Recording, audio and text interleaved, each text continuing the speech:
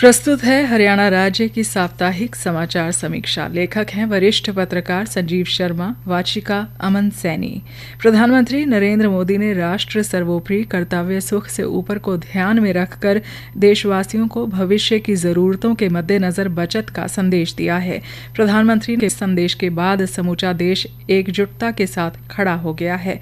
भारतवासियों ने भी यह दिखा दिया है कि उनके लिए पहले देश है। देश अगर सुरक्षित होगा तो उसमें रहने वाले नागरिक समय सुरक्षित हो जाएंगे। प्रधानमंत्री नरेंद्र मोदी ने हाल ही में हैदराबाद में एक कार्यक्रम के दौरान देशवासियों को 7 अपीलें करके बड़ा संदेश दिया है। पश्चिम एशिया में बढ़ते तनाव, कच्चे तेल की कीमतों में तेजी और बढ़ते आयात बिल के बीच प्रधानमंत्री मोदी ने लोगों से कुछ समय के लिए अपनी सुविधाओं में छोटी छोटी कटौती करने की अपील की है ताकि देश की अर्थव्यवस्था को मजबूती मिल सके। प्रधानमंत्री ने कंपनियों और दफ्तरों से कहा कि जहां संभव हो वहां वर्क फ्रॉम होम को बढ़ावा दिया जाए। इससे पेट्रोल और डीजल की खपत कम होगी, ट्रैफिक का दबाव घटेगा और प्रदूषण में भी कमी आएगी। उन्होंने लोगों से बस, मेट्रो, कारपूल जैसी सुविधाओं का अधिक इस्तेमाल करने की भी अपील की, जिससे ईंधन पर निर्भरता कम हो सके। भारत अपनी जरूरत का ज्यादातर सोना विदेशों से आयात करता है, जिससे विदेशी मुद्रा भंडार पर बड़ा दबाव पड़ता है। उन्होंने लोगों से गैर जरूरी सोने की खरीदारी कुछ समय के लिए टालने की अपील की। इससे देश की अर्थव्यवस्था को काफी राहत मिल सकती है। घरों में खाने के तेल की अधिक खपत को कम करने और उसका सीमित उपयोग करने से आयात बिल में कमी आएगी। प्रधानमंत्री ने लोगों से मेड इन इंडिया उत्पादों को प्राथमिकता देने, विदेशी ब्रांड्स पर जरूरत से ज्यादा निर्भरता कम करते हुए स्थानीय उद्योगों को मजबूती प्रदान करने तथा आत्मनिर्भर भारत अभियान को आगे बढ़ाने के लिए प्रधानमंत्री ने अपील की है। उनकी इस अपील के बाद जहां देश की जनता ने अमल करना शुरू कर दिया है, वहीं विपक्ष ने इस मुद्दे पर राजनीति करने का प्रयास किया, लेकिन देशवासियों ने विपक्ष के एजेंडे को खारिज कर दिया। प्रधानमंत्री द्वारा वर्क फ्रॉम होम के पीछे ईंधन की बचत व ट्रैफिक के दबाव को कम करना, पेट्रोल व डीजल की खपत को कम करने के पीछे पब्लिक ट्रांसपोर्ट को बढ़ावा देना, खाने में तेल के इस्तेमाल को कम करने के पीछे आयात बिल कम करना मुख्य उद्देश्य रहा है। इसी प्रकार रासायनिक खाद पर निर्भरता को हटाने के पीछे प्राकृतिक खेती को बढ़ावा देना, विदेश यात्रा न करने के पीछे घरेलू पर्यटन को बढ़ावा देना, विदेशी ब्रांड का इस्तेमाल कम करने के पीछे स्वदेशी को बढ़ावा देना है। प्रधानमंत्री की इस अपील का असर हरियाणा में भी देखने को मिल रहा है। हरियाणा के मुख्यमंत्री नायब सिंह सैनी के काफिले में पहले जहां 10 से अधिक गाड़ियां थी, वहीं अब उन्होंने गाड़ियों की संख्या 4 कर दी है। सरकार ने अब अपनी बैठकें वर्चुअल मोड पर करने का फैसला किया है।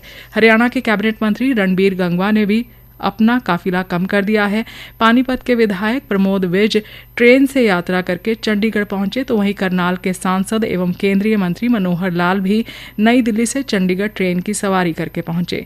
हरियाणा के कैबिनेट मंत्री अरविंद शर्मा जहां साइकिल चलाकर भाजपा कार्यालय पहुंचे, तो वहीं उचाना के विधायक देवेंद्र अत्री बस में सफर करके अपने हलके में गए। हरियाणा के राज्यपाल प्रोफेसर असीम घोष के नेतृत्व में चलने वाली हरियाणा रेड क्रॉस सोसाइटी के वाइस चेयरमैन अंकुश मिगलानी ने सभी जिला सचिवों तथा कर्मचारियों को सप्ताह में 2 दिन पैदल, साइकिल से अथवा 2 पहिया वाहन से कार्यालय आने के लिए कहा है।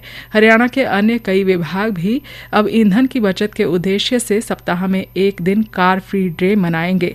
हरियाणा में कई निजी क्षेत्र के दफ्तरों में भी सरकार की इस पहल का असर देखने को मिल रहा है। कई कंपनियों ने अपने यहाँ कोरोना काल की तरह वर्चुअल बैठकें शुरू कर दी हैं और कई जगह कर्मचारी गाड़ी शेयरिंग पर आ रहे हैं। प्रधानमंत्री मोदी ने किसानों से प्राकृतिक खेती अपनाने की अपील की है ताकि यूरिया और अन्य रासायनिक उर्वरकों के आयात पर निर्भरता कम हो सके।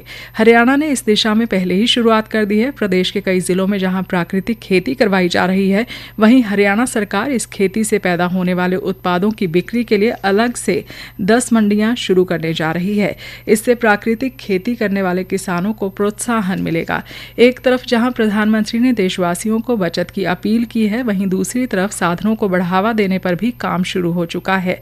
प्रधानमंत्री के विदेश दौरे के दौरान अबुधाबी नेशनल ऑयल कंपनी और भारतीय रणनीतिक पेट्रोलियम रिजर्व लिमिटेड के बीच हुए समझौते के तहत यूएई भारत के रणनीतिक भंडारों में 3 करोड़ बैरल तक क्रूड ऑयल का भंडारण करेगा। इसके अलावा दोनों देशों के बीच LPG की आपूर्ति को लेकर भी एक महत्वपूर्ण समझौते पर हस्ताक्षर किए गए हैं। इसके अलावा रूस की सरकारी तेल कंपनी रोसनेफ्ट भारतीय समूह रिलायंस इंडस्ट्री को प्रतिदिन लगभग 5 लाख बैरल कच्चे तेल की आपूर्ति करेगी।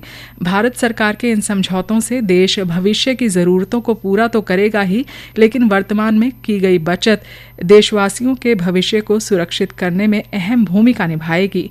ऐसे में प्रत्येक देशवासी का यह फर्ज बनता है कि वह अपनी आने वाली पीढ़ियों को ध्यान में रखते हुए आज से ही बचत की आदत डाले। इसी के साथ समाचार समीक्षा समाप्त हुई।